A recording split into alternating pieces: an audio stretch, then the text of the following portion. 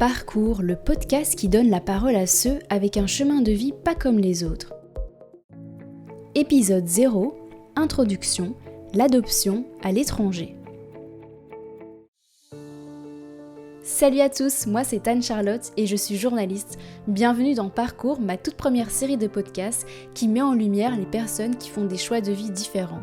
Le thème central, l'adoption internationale, vue par les Belges et les personnes adoptées. J'ai voulu mieux comprendre l'histoire des personnes qui décident d'adopter un enfant ou plusieurs, en particulier à l'étranger, mais aussi m'arrêter sur celles et ceux qui sont d'une certaine manière forcés de quitter leur propre pays du jour au lendemain. Comment se passe la rencontre entre l'enfant et les parents ?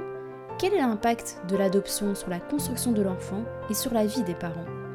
Mais avant d'aller plus loin, c'est quoi concrètement l'adoption ?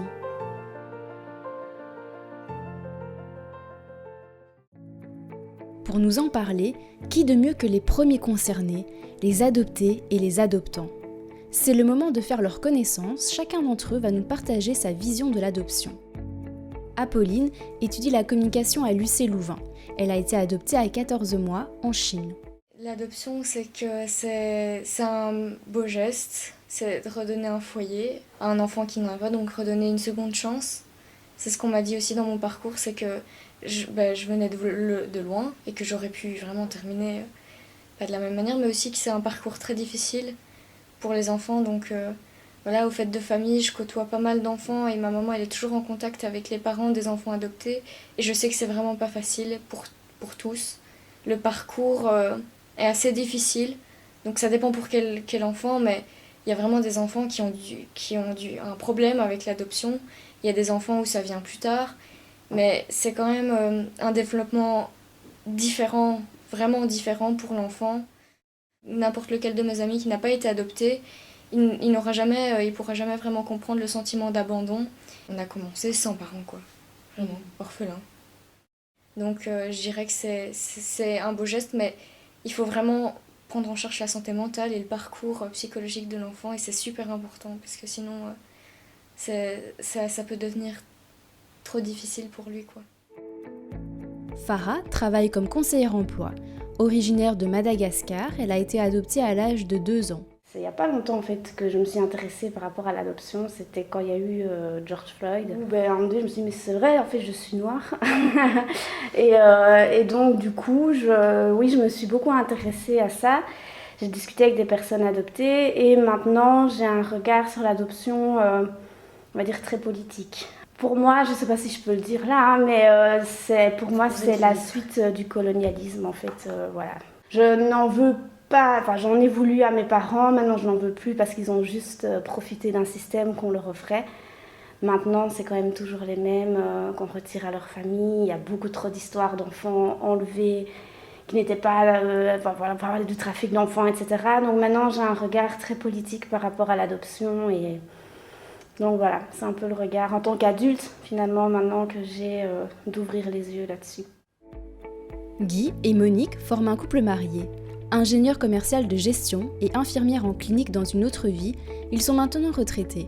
Ils ont adopté 2 garçons de 15 mois et de 20 mois en Inde. Moi j'ai toujours dit que c'était une bénédiction. Enfin, nous sommes chrétiens, donc, mais pour moi c'était une bénédiction.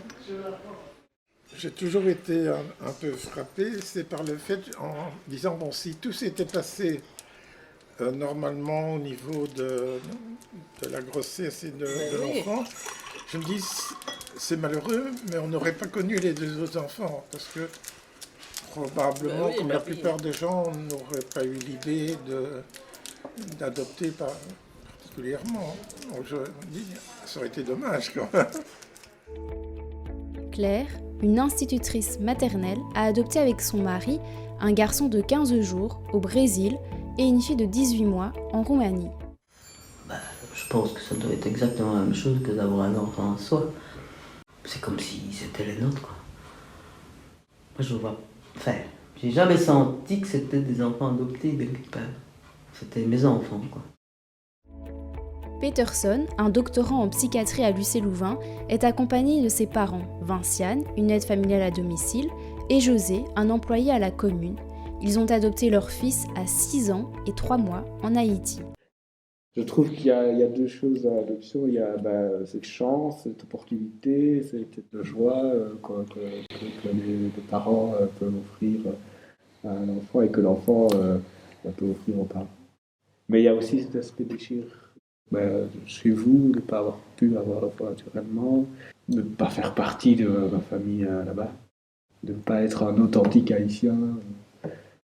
Mais voilà, l'un ne va pas sans l'autre. La déchirure, elle n'est pas toute seule. Il y a le côté positif, l'amour, et il n'y a pas que le positif aussi. Enfin, c'était pas non plus une belle histoire de conte de fées, quoi.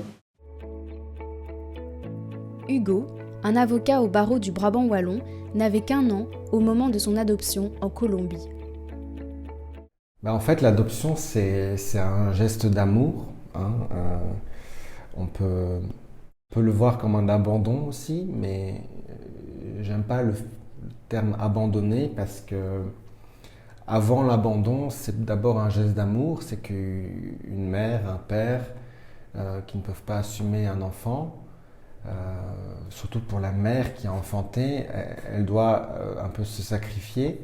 Et par amour pour l'enfant, elle se dit que voilà, cet enfant a de meilleures chances d'avoir une meilleure vie et donc est obligé de se sacrifier pour un enfant. Et donc moi ça, je vois ça comme c'est ça ma définition de l'adoption. 9 personnes, 9 parcours de vie entremêlés. J'ai rencontré chacune d'entre elles dans un endroit qui leur est cher, comme leur maison, un café ou sur les bancs de l'école.